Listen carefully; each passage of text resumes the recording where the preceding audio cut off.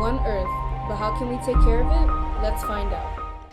Knowing about climate change is very important for every resident, business, in every local community because every location is going to be impacted by climate change. And the climate change impacts that are happening right now are happening much more rapidly with very rapid weather changes, higher heat incidents, more wind, and more catastrophic storms.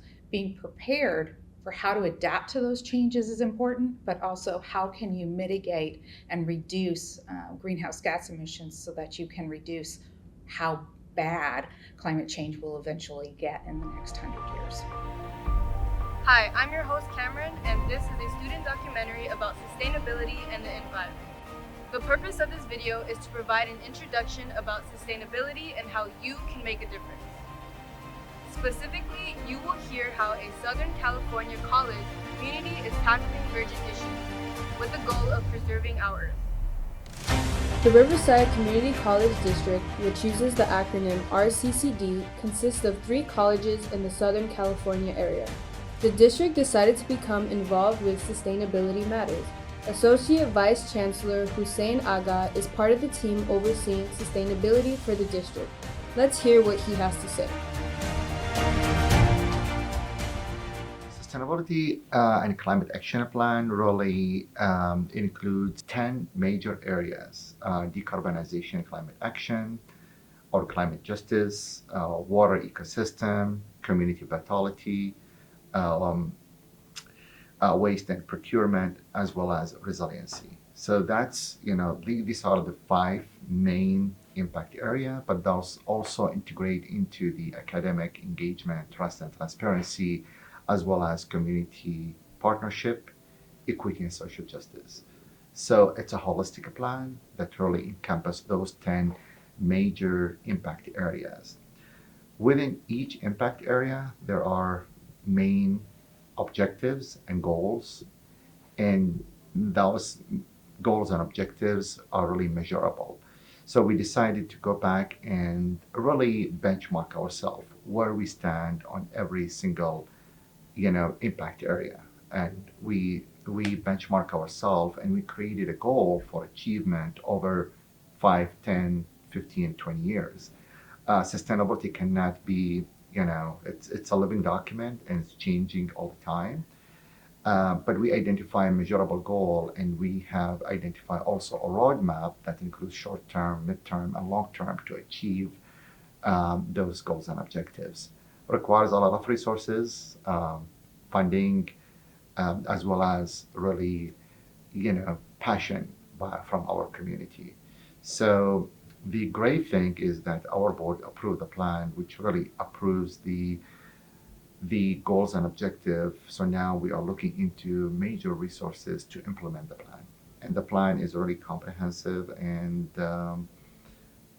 we leverage the major goal that were identified by the State Chancellor Office. And I think we have exceeded the goals and objectives that's already identified by the State Chancellor Office. We have gone above and beyond. We wanted this plan to be a cultural transformation. I mean, in other words, we could have received the State Chancellor Office goals and objectives and the policy and just rubber stamp it. We didn't want to do that. We wanted to really, the plan is an outcome of our engagement, and it's an outcome of our specific needs from the campus community. And that's exactly how this plan was formulated. It's just simple behavioral changes could really preserve our resources for the future. A lot of behavioral changes, and that's something what we call it a cultural transformation. We, like, use really the recycle bin, like for instance. We have also want to get away from using the water bottle, and that's why we provided several water fountain across the campuses where student faculty can just use it, just fill their own water bottle that's going to stay forever with them, instead of wasting all these plastic on a regular basis. I'll give you a perfect example. Our board approved the district-wide renewable energy contract, which is the solar battery energy contract for the district, which includes we're putting solar and energy battery storage system at Moreno Valley College, Ben Clark Training Center, Norco College, Riverside City College, and the district office here on the parking lot. We believe we will have at least 60% of our energy consumptions come from renewable energy on campus, and that reduce the greenhouse gas emissions so significantly and reduce the carbon generation at our campuses. So that required a lot of resources, a lot of investment. This contract about $37 million.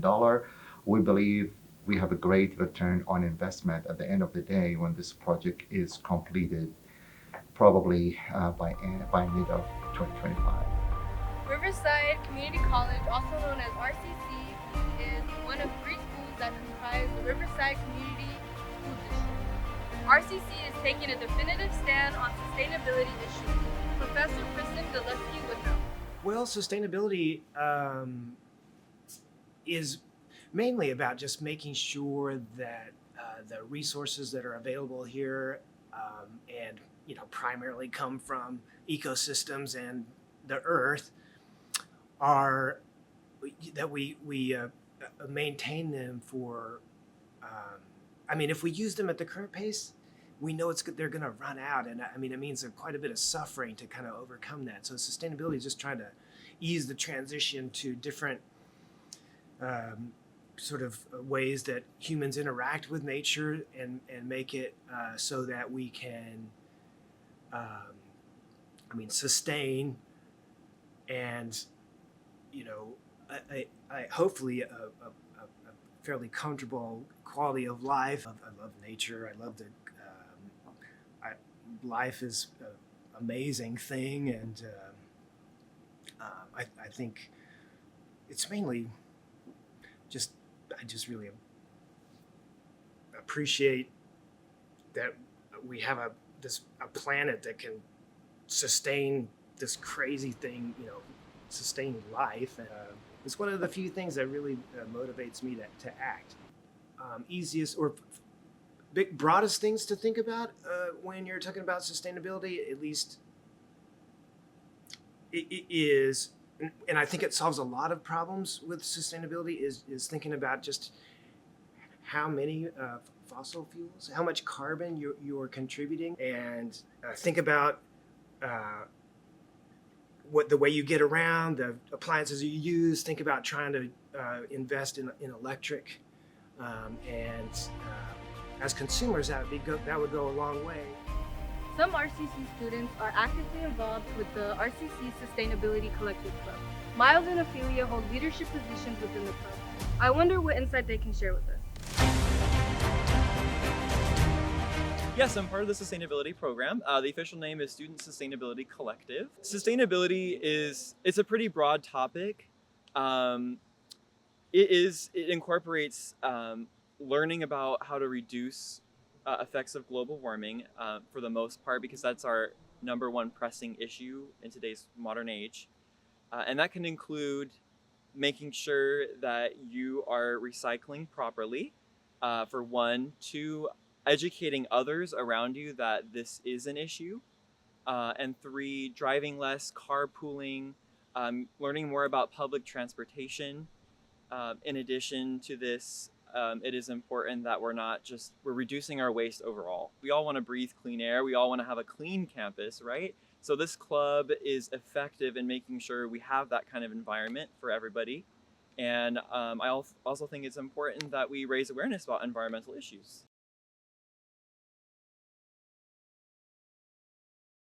Every single person can play a small part, even though it may seem kind of overwhelming about these environmental issues. But I hope that watching this documentary will inspire people to research more on their own about what they can do day to day to be more sustainable, and learn about recycling on their own, as well as be more motivated to participate here on campus. My title in the Student Sustainability Collective is President. My goal in the RCC Sustainability Club is to educate other members of the club, and to bring more students, make them aware of our club, and that we do volunteer work where we help the environment, where we plant trees, we do cleanups. I would like everyone to be a part of it and to share information about it as well.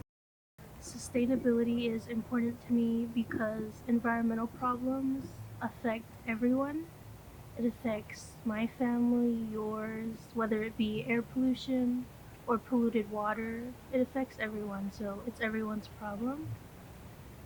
So, not to blame everyone, but it's something that we need to work on and fix gradually. It's not an overnight thing, but with the help of everyone, I think that we could lessen some of our pollution in our areas.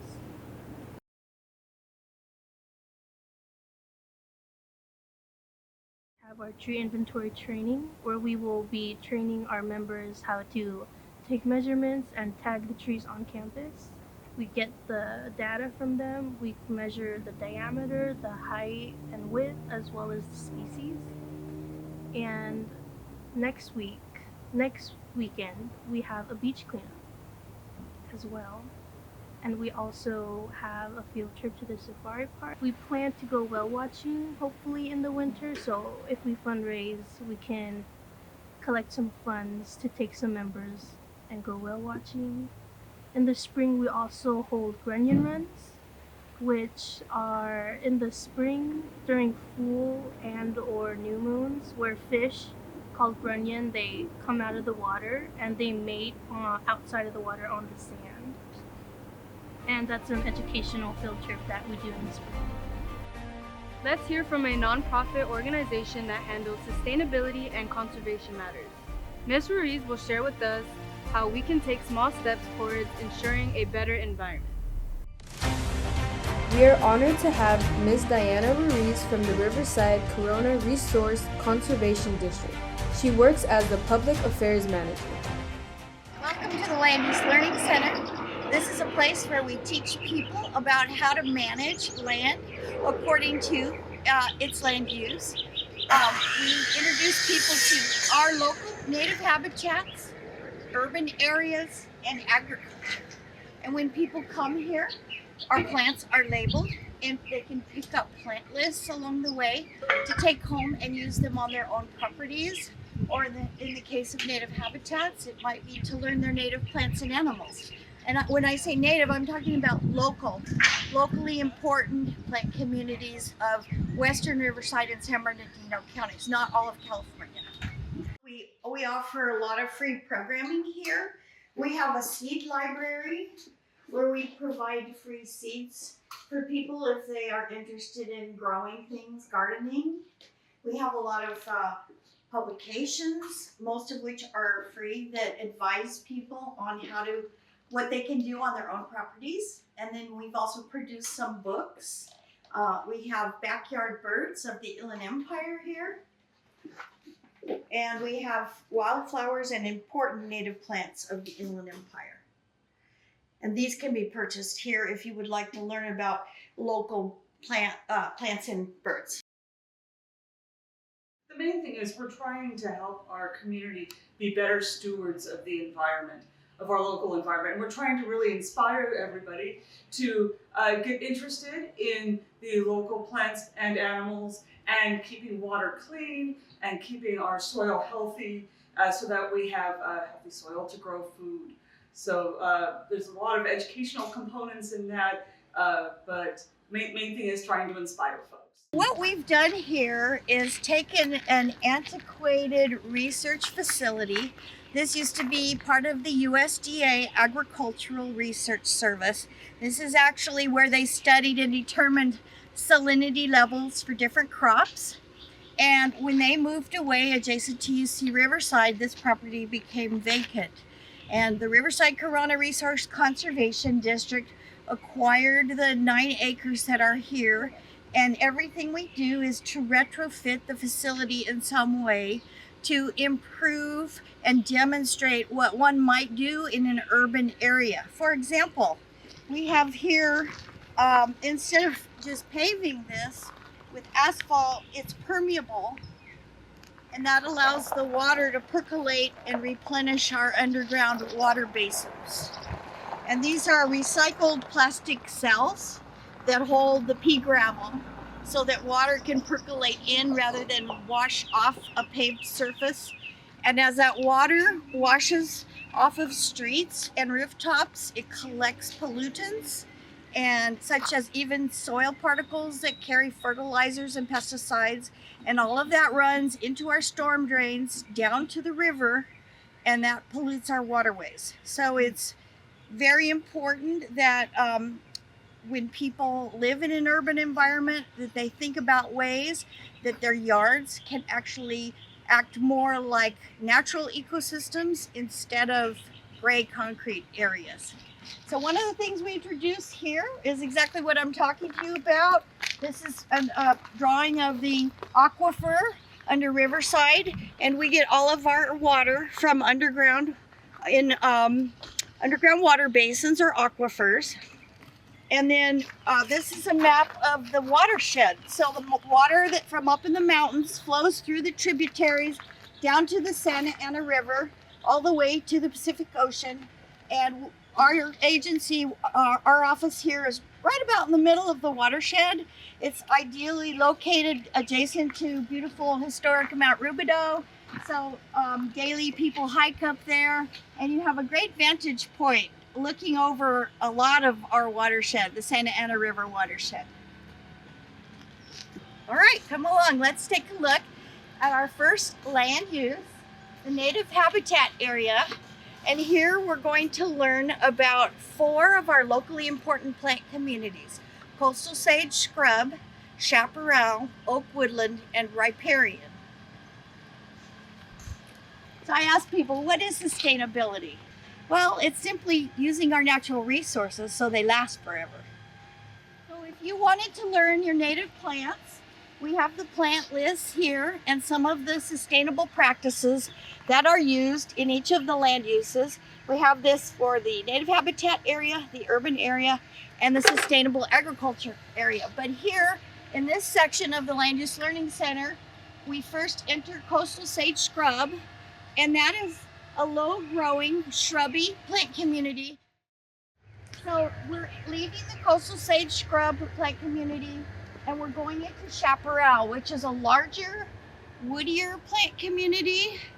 It's often a plant community that is able to burn fast, and so it's important that if you have a home and you live in an area with this type of vegetation, to provide defensible space around your property and your home to protect it in case of wildfire. Now, we're going under the large chaparral woody plants, and we're moving to our riparian plant community. And riparian simply means along a waterway. So these are the plants that have evolved along our streams coming out of the mountains and into the Santa Ana River. So this is our riparian corridor, and when we started, this was a flat field. We created this stream. As you come on the bridge, you can look upstream and see how we've created a recycling stream here to teach about our native fish. We actually have native Southern California fish that live in our foothills. They used to live down in the tributaries that came across our valleys before they were developed into homes and businesses. So we actually hold and study here a threatened fish called the Santa Ana sucker. It's a kind of a underwater sucking fish that eats the algae off of the rocks, and I can show you later where we actually propagate them before the small fry are released back into the Santa Ana River. We're going to our oak woodland plant community.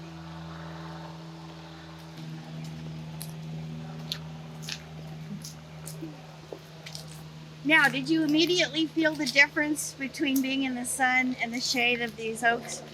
So one of the important concepts that we like to talk about here is the value of trees, and especially in the urban environment. As I said earlier, we want our urban and ag environments to function more like natural ecosystems that clean and filter our air and water and restore nutrients to the soil through decomposition.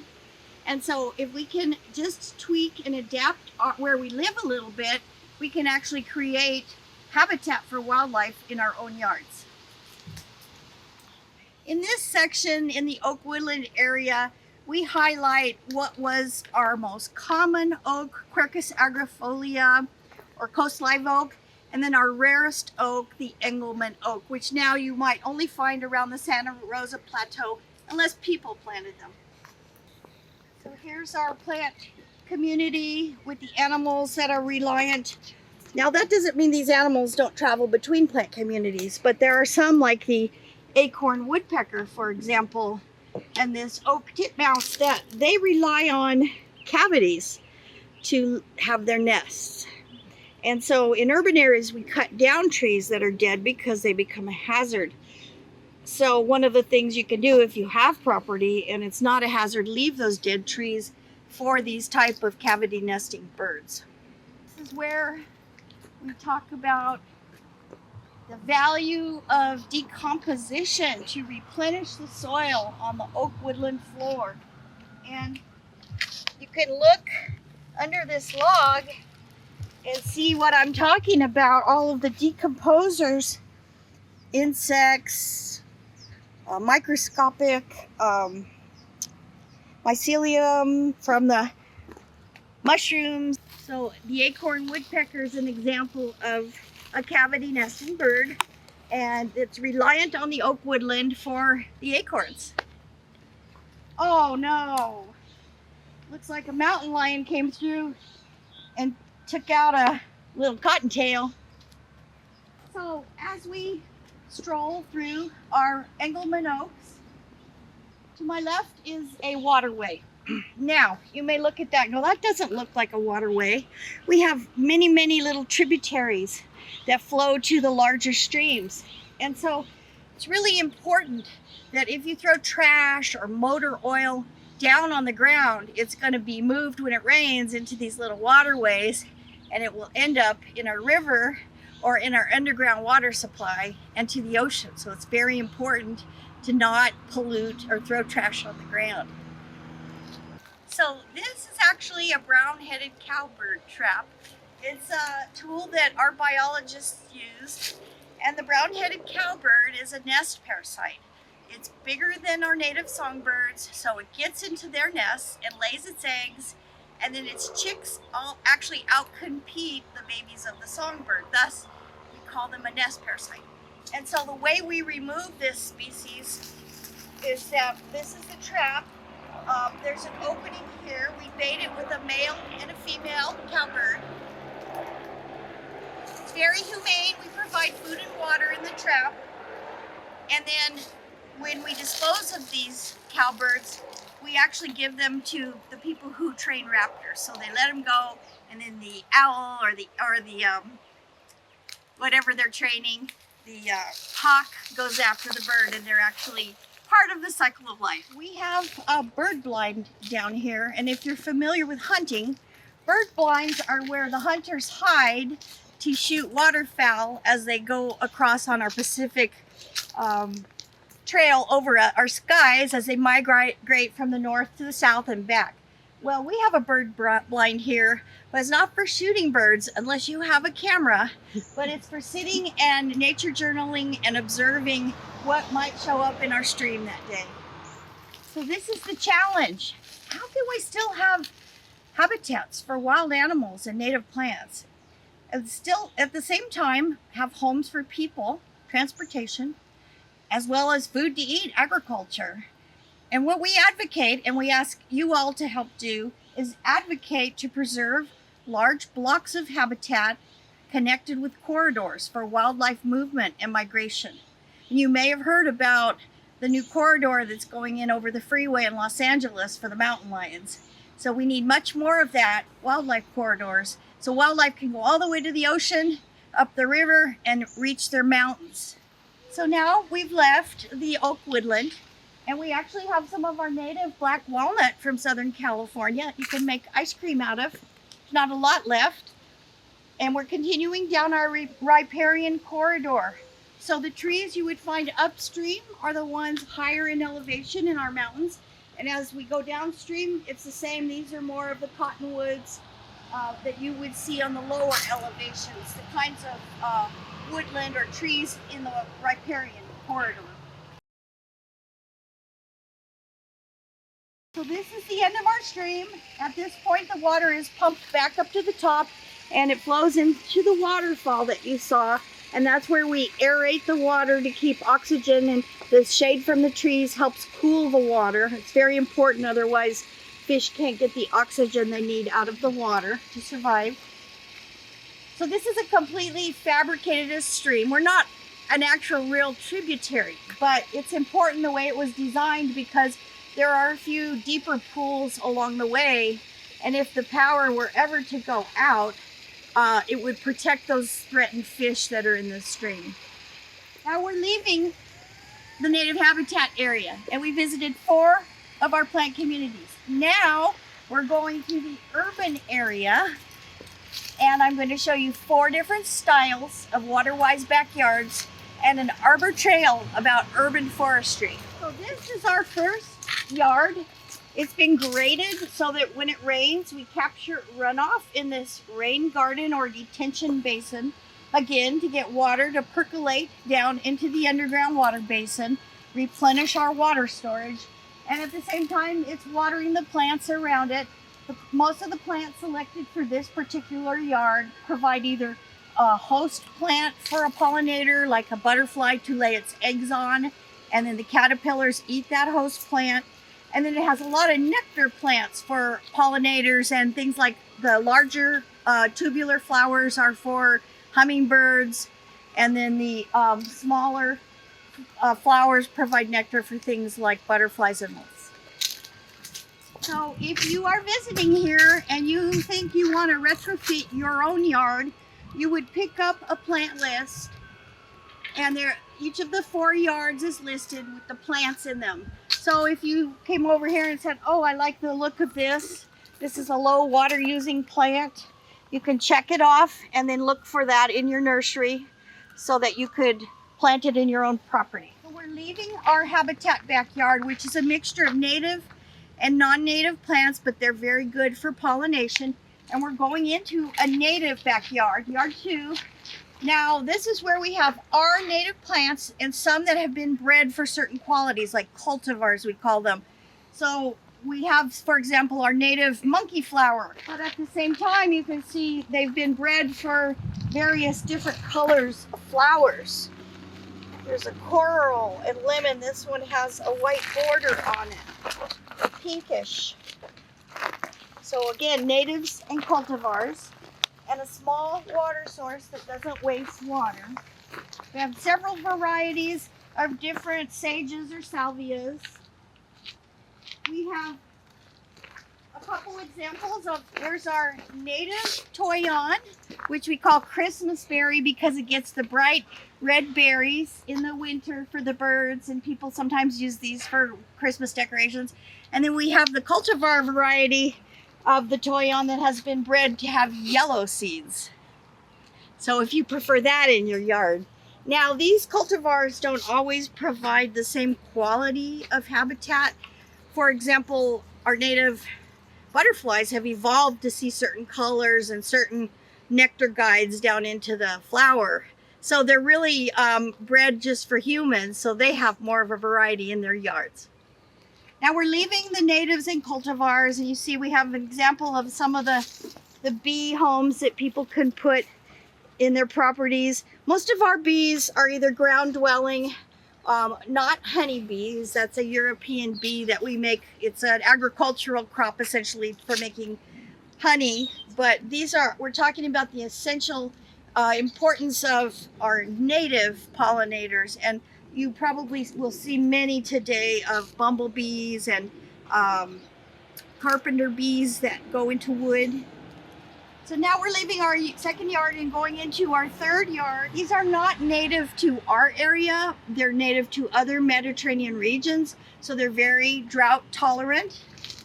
And some people might prefer these types of plants. Like this is a laurel for a screen, a hedgerow. We have a water feature here for birds. And there are a lot of beautiful plants that you can use that aren't natives, but they still do a good job of conserving water in your yard.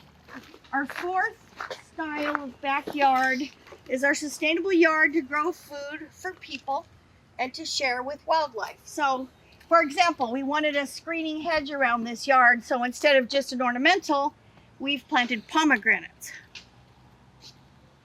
We've planted a variety of lawn alternatives that use less water than traditional grasses that we use in yards here.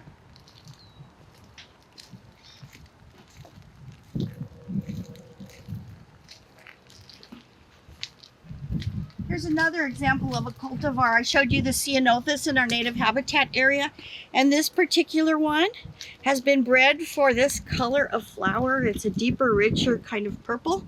It's the concha variety. It's where we grow food for people as they might in a backyard. And we have a variety of fruit trees. We have some different garden applications here.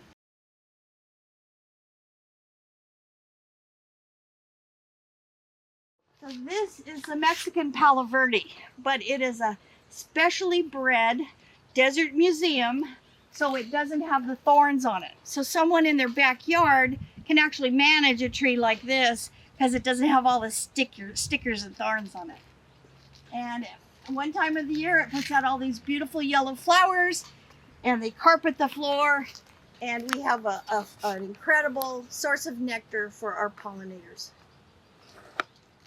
So now we're leaving our 4 different styles of water-wise backyards, and we're going to the Arbor Trail about urban forestry. And that is simply using trees in our urban environment.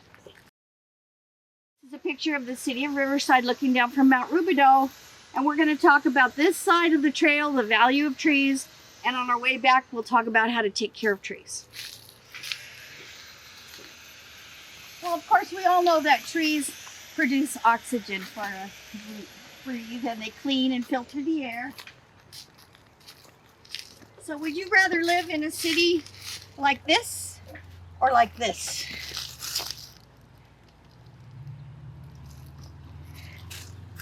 Does it pay to plant trees? It really does. It raises property values. So the amount of water you use to keep a tree, the amount of shade it produces, the cooling effect it has on your home or property.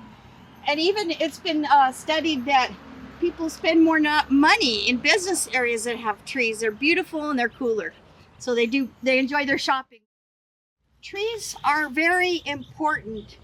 They're what we call super savers. So their crowns are like umbrellas that intercept the impact of the falling rain, so that it lands softer and gets a chance to percolate or soak into the soil. And their roots are like anchors that hold the soil in place so it doesn't pick up in the water and move. We don't want it to carry sediment like this, especially if it has pesticides or herbicides or fertilizers in it. So the problem with our urban ecosystems is that so many of our soils are covered with these impervious surfaces. And they absorb heat. They make the urban environment hotter, called the urban heat island effect, as well as they accelerate water runoff. So you asked me earlier about climate change. And this is essentially what happens. It's the greenhouse effect. Our atmosphere acts like a greenhouse, and it traps the heat and the particles in the atmosphere all around the planet. And that's why we're heating up, as well as these surfaces. This is a picture of the heat island in Atlanta with so many paved surfaces and rooftops. So how can we reduce these impacts? And one way to mitigate for that is to plant trees in the urban environment to reduce the amount of glare The trees provide shade, keep our cars cooler in the miserable heat of the summer, and they capture and store carbon. That's sequester carbon. So in their biomass, they're holding carbon that isn't escaping into our atmosphere. So it's very, very important that people not only plant the right tree in the right place, but that they learn how to take care of their trees. As I drive around the city, there are so many trees I see that have been improperly pruned. And that only causes damage to the trees, and it's more expensive later because they get these weak little attached branches that break off and become hazards. You have to prune them more frequently. Palm trees do not provide the quality of shade, the amount of shade that we need. They can live on very little water, yes, but they're really more of an ornamental plant for the look of California. So we don't recommend that people plant palm trees. We recommend that they plant, if you have space, large shade trees that do the most good. For people who want to have birds and wildlife come and live or visit their properties, we talk about providing a variety of cover, food sources, of course water, we mentioned that before, because different birds have different elevations that they hang out on, they nest on, or they have shelter for. For example, the roadrunners on the ground. So you can provide branches and cover for the roadrunner, low-growing shrubs. And if you want to have a predatory bird to help control your rodents, for example, maybe you want to have a hawk, you need tall trees for those raptor perches. So this is how we advise people to create habitat to make the urban environment function more like a natural ecosystem. If you want the warmth of the sun to come in the winter, you would use a deciduous tree that drops its leaves for the winter. If you want to have a permanent protection of shade and protection from the noise and the dust and the wind, you'd use an evergreen tree. On Mount Rubidoux, we have a famous peace tower up there. And so I've taken a picture from up in Mount Rubidoux, and this is the same exact perspective from 1925. Can you find this street in the picture from 2010? So that street is underneath this line of trees, thanks to people like John Henry Reed, the early colonists who understood the value of trees. Of course, they didn't have air conditioning in those days. And so they brought these concepts from the East. It probably came here from their ancestors or wherever they came from. And this is a historic shot of this man. He was hard of hearing. Not only was he our first tree warden for Riverside, but he also was a citrus grower. And we had visits from famous people who stayed at the Mission Inn and visited Mount Rubidoux. And one of them is John Muir. And this is a picture of John Henry Reed with his earphone listening to John Muir on his visit. And that was in, I'm not sure, 1908. Another interesting thing about, that I'll refer you to this picture here. So in 1895, Riverside had the highest per capita income in the nation based on the citrus industry. Because at that time, they invented refrigerated rail cars where they would put ice in the rail cars and they could ship their citrus produce to the East Coast. And so that made the people who owned groves here very wealthy. In fact, I'm sure you've seen many different citrus labels. Riverside in Southern California is famous for its variety of citrus labels. We even had the Avenue brand named after our Victoria Avenue. This is a picture of the Linear Park Victoria Avenue from the 20s and what it looks more like today. So we've talked about how important trees are for the urban environment. Now we're going to talk about how we can take care of trees. So first of all, if you want to tree vitalize your home or your property, you're going to look at different places. Why would you want a tree where? Do you want a windbreak? Do you want to grow food? Do you want to have shade on your sidewalk or your driveway? And then you would next look at the type of tree to plant in that space. Of course, here's a perfect example of the wrong tree in the wrong place. These poor urban trees don't have enough room for their root systems. They take a lot of beating in an urban environment. Here's another example of the wrong tree in the wrong place, where large pine trees were planted right next to power lines. So if you could use a tree, start with good planting. And when you prepare to plant, you need to select potted trees from the nursery that are high quality. You want to take a little of the soil off the top and make sure they're not circling roots or root bound in the pot, because you'll get off to a bad start. Find a healthy young tree. It's not always the biggest in the pot, but the roots tell the tale if it's a good selection or not. And I mentioned before, do your site check. That's the wrong tree in the wrong place. A young tree needs to be staked, but it needs to have tree ties so it can still move in the wind a little bit and build a strong trunk. Immediately, it's important to remove this nursery stake, because this tie that comes in the pot with from the nursery, that will girdle the growth of the tree, this green tie around it. That stake is way too close to the trunk. When the wind comes, it will scrape the bark of the tree, and you'll end up with bark damage like you see on these two trees. It's also important, if they're exposed to a lot of sun, as these were, they get sunburned. And so before the crown develops, the heat and the sun are just pounding on these poor young trees. So you can paint them, and there's a special spray you can get of clay that will protect the trunk, a white latex white paint mixed with water, and then paint your trunks to protect them from sunburn. Now, to take care of these trees, we use compost to fertilize them. So around the base of the tree, we'll spread compost, and then in between the rows, we spread mulch. And in this case now, the trees are providing dead leaves for their own mulch, so we don't have to bring mulch in. But when you first start, you really need to protect the soil when the trees are young. If you look at the surface and it looks dry, you cannot tell that it's time to water a tree. You have to dig down and feel moisture, feel the soil to see if there's moisture down below. It's not good to overwater native plants in the summer. Many of them go dormant in the summer, and we don't want to overwater trees and waste water. So if you just get in the habit of doing this, feeling for moisture in the soil, it will help you better gauge when it's time to apply water.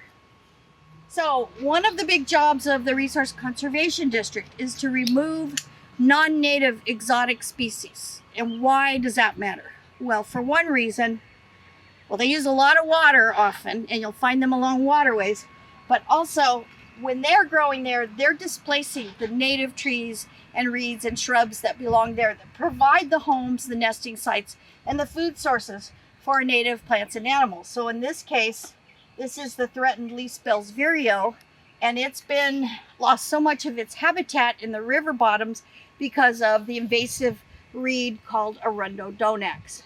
And when it comes to trees, there are some very invasive trees as well. The California pepper, because people thought it was a native here, but actually it was brought here. It's Peruvian pepper, tamarisk, the Brazilian pepper, and then Ailanthus, the tree of heaven. Those are all trees that grow on very little water. In this case, it has so many seeds that these seeds can escape and get into our waterways and get established and take over them. So that's why part of the role of the Resource Conservation District is to go in and remove invasive plants as well as invasive animals.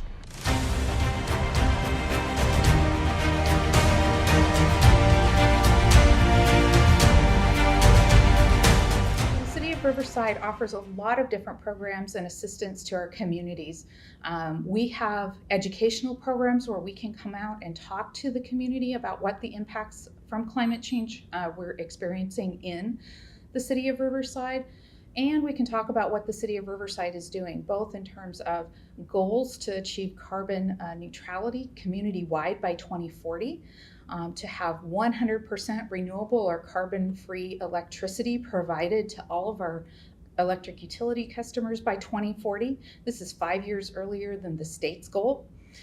And we've set up a lot of programs to help our residents and our businesses. We have EV rebates, whether they're new EV rebates through the statewide program or a used EV rebate. These rebates are greater. You get a larger rebate if you're a low-income customer to help offset some of those additional costs associated with an electric vehicle. We have electric vehicle charger rebates for both businesses and homes. We also have energy efficiency rebates. Because if you use less energy in general, you're going to be contributing less to climate change emissions. And so we have rebates for home air conditioners, heat pumps, insulation, window upgrades, all kinds of things that you can do at your home or at your business to reduce your energy use. Everybody should know that we can do something to address climate change. We've covered so much today. This information is specifically relevant to the RCCD community. However, if you're a resident on planet Earth, the production team hopes you find this information useful.